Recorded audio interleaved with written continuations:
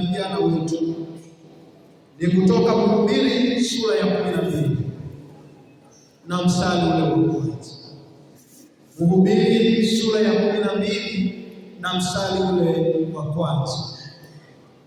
Mhubiri sura ya 12 na mstari ule wa kwanza. Nami nikiwa kijana nitayasoma maneno haya kwa Utatu Mtakatifu, kwa jina la Mungu Baba na la Mwana na la Roho Mtakatifu. Maneno ya Mungu yanasema hivi: Mkumbuke Muumba wako siku za ujana wako, kabla hazijaja siku zilizo mbali.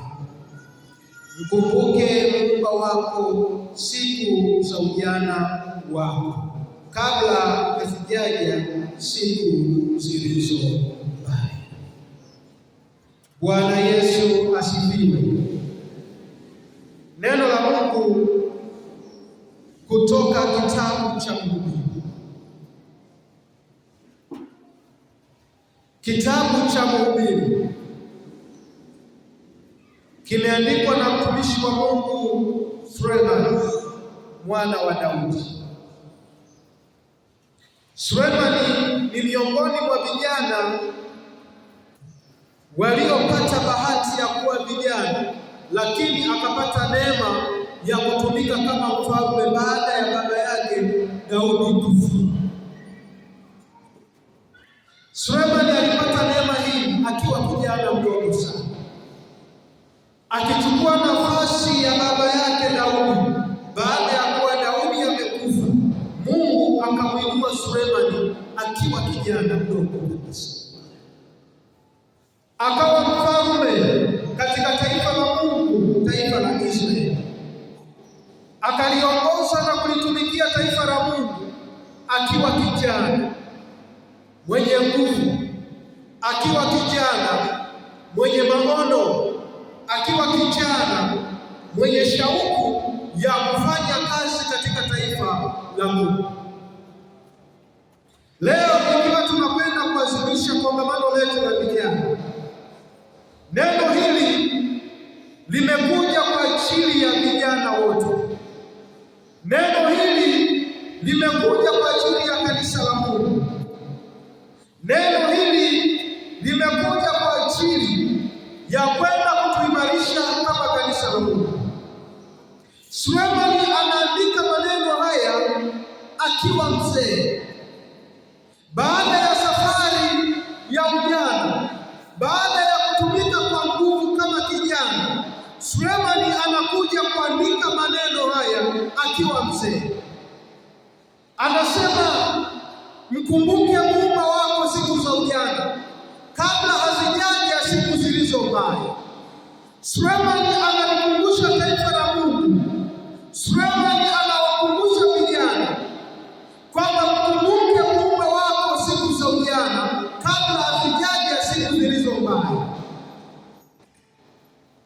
Mungu alipomtokea Sulemani katika ndoto, Biblia inasema Mungu alimuuliza Sulemani akiwa kijana, Sulemani, nikupe nini?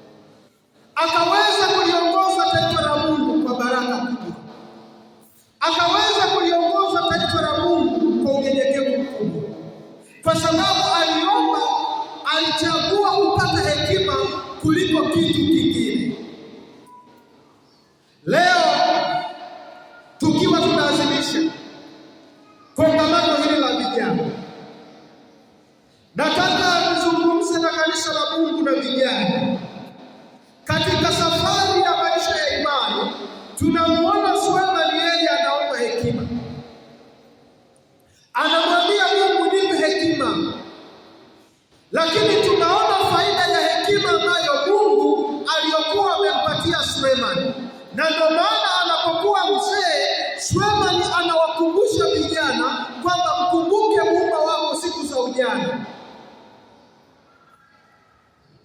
Ukiwa kijana unayo nguvu ya kufanya maamuzi katika maisha yako. Nguvu ya maamuzi ya maisha ya mtu yanaanza anapokuwa kijana. Huwezi kufanya nguvu ya maamuzi ya maisha yako ukiwa mzee. Nguvu ya maamuzi inasimama unapokuwa na nguvu, na mtu mwenye nguvu, Biblia imesema kijana ndio mtu mwenye nguvu. Na ndio maana huko duniani kwamba vijana au kijana akisimama imara anaweza akaleta mabadiliko katika familia.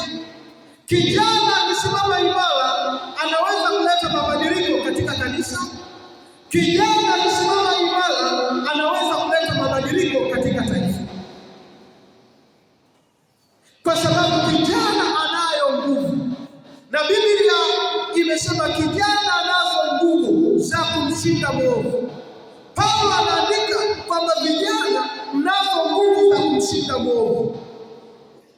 Nataka niwatie moyo kanisa la Mungu, nataka niwatie moyo mlio vijana kwamba Mungu wa mbingu na nchi anathamini sana ujana wenu. Mungu wa mbingu na nchi anatambua sana ujana wenu. Mungu wa mbingu na nchi anajua kwamba wewe ni kijana, ana kitu ambacho anakihitaji kitoke kwako kijana. Mungu hawezi kukuacha kijana. Mungu hawezi kupita kijana. Mungu hawezi kukimbia kijana. Mungu hawezi kukuacha kwenye mapito kijana. Nataka nikutie moyo, wewe ndiye kijana wa Yesu, wewe ndiye kijana wa Mungu, wewe ambaye kijana unamtumaini Mungu, wewe ambaye kijana unamtegemea Mungu, kwamba baraka za Mungu katika maisha ya ujana wako zitashuka, zitaendelea kuonekana katika safari ya maisha yako, na baraka za Mungu zitakuwa katikati ya ujana wako, na baraka za Mungu zitakuwa katikati ya safari ya maisha ya ujana. Mungu anakusudi na wewe kama kijana. Usikate tamaa kijana katika safari ya maisha. Wako watu wanaweza wakasimama katika maisha kukukatisha tamaa kama kijana. Wako watu wanaweza wakasimama katika maisha kuwakatisha tamaa kama vijana. Lakini nataka nikutie moyo, wewe uliye kijana wa Yesu, usikubali kukatishwa tamaa na sauti ya mtu. Sauti ya mtu isikukatishe tamaa. Sauti ya mtu isikurudishe nyuma. Sauti ya mtu isikutenge na Mungu wako. Sauti ya mtu isikufanye ukakosa baraka za Mungu. Simama kama kijana unayemwamini Mungu. Simama kama kijana unayemtegemea Mungu. Simama kama kijana unayemtumaini Mungu. Simama kama kijana ambaye tumaini lako liwe kwa Mungu aliyekuumba. Utasimama neema za Mungu, utasimama baraka za Mungu, utaona uzuri wa Mungu ukisimama kwa unyenyekevu mbele za Mungu. Jumapili ya leo na kuomba kijana wa kanisa la Mungu, ikawa ni Jumapili ambayo uanze safari ya kuwa chanzo cha baraka katika maisha yako ya kila siku. Leo Jumapili hii ikawa ni chanzo cha baraka katika maisha yako kama kijana. Ukawa ni kijana ambaye utakuwa ni chanzo cha baraka. Ukawa ni kijana ambaye utakuwa ni chanzo cha neema. Ukawa ni kijana ambaye utakuwa chanzo cha kuinua wengine. Jumapili ya leo ikawa ni Jumapili ya chanzo cha baraka katikati ya maisha yako kijana. Lakini Jumapili ya leo ikawa ni Jumapili ya chanzo cha katika maisha yako wewe Mkristo. Maisha yako yakawe ni chanzo cha baraka. Maisha yako mtu wa Mungu yakasimame kuwa chanzo cha baraka kwa wengine. Maisha yako mtu wa Mungu yakasimame kuwabariki wengine. Jumapili ya leo ikawa ni chanzo cha baraka katika maisha yako ya imani. Ukawatie moyo wengine waliovunjika moyo, ukawainue waliokata tamaa, ukawashike mkono waliokata tamaa katika maisha ya imani, ufanyike kuwa baraka katika safari ya maisha yako. Mungu akainua maisha yako, Mungu akainua huduma yako, Mungu akainua shughuli zako, Mungu akainua familia yako, Mungu akainua kazi yako, Mungu akainua kila jambo unalolifanya katikati ya maisha yako. Na mimi ninakuombea kwa Mungu, Jumapili ya leo ikawe ni chanzo cha baraka katikati ya maisha yako. Mungu akufanye kuwa chanzo cha baraka, Mungu akufanye kuwa chanzo cha neema, Mungu akufanye kuwa chanzo cha kuinua wengine, Mungu akufanye kuwa chanzo cha kufariji wengine, Mungu akufanye kuwa chanzo cha kuwashika mkono wengine, na baraka za Mungu zitakuwa na wewe.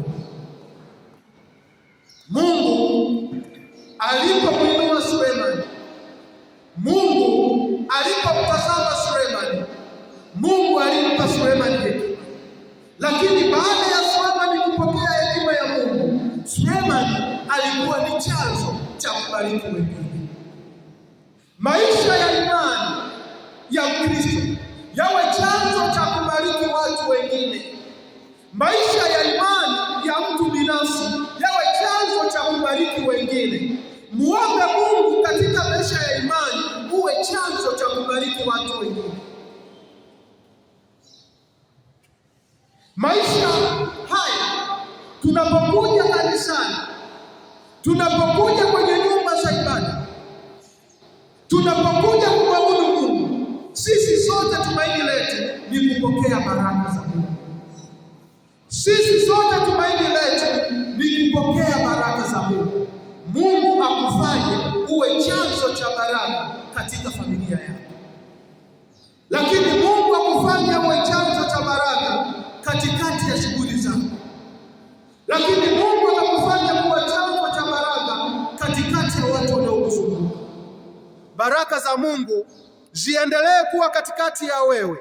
Baraka za Mungu ziendelee kuwa katikati ya maisha yako. Baraka za Mungu ziendelee kuwa katikati ya kila jambo unalolifanya. Na Mungu aliyeziumba mbingu na nchi akushushie baraka za kweli, akupe baraka za kweli katika safari ya maisha ya imani. Leo ukawe chanzo cha kuwabariki watu wengine. Wabariki wengine, watie moyo waliovunjika moyo, wainue waliokata tamaa. Sulemani alikuwa ni kielelezo chema cha kuwa chanzo cha kuwabariki wengine. Ndio maana tunaposoma historia yake tunaona kwamba ni mtu ambaye tunajivunia katika safari ya maisha yake ya imani. Tunajivunia safari ya maisha yake ya imani. Alikuwa mtu ambaye alikubali kuwa chanzo cha kuwabariki wengine. Baraka za Mungu ziwe na wewe. Neema ya Mungu iwe na wewe. Mungu akuinue katika shughuli zako. Mungu akuinue katika familia yako. Mungu akuinue katika safari ya maisha ya ujana wako. Mungu asikupite kama kijana. Hakuna jambo ambalo linaweza likamshinda Mungu. Yamkini unaweza kuwa kijana, umewaza, umefikiria, unasema jambo hili siwezi, nataka nikutie moyo. Yuko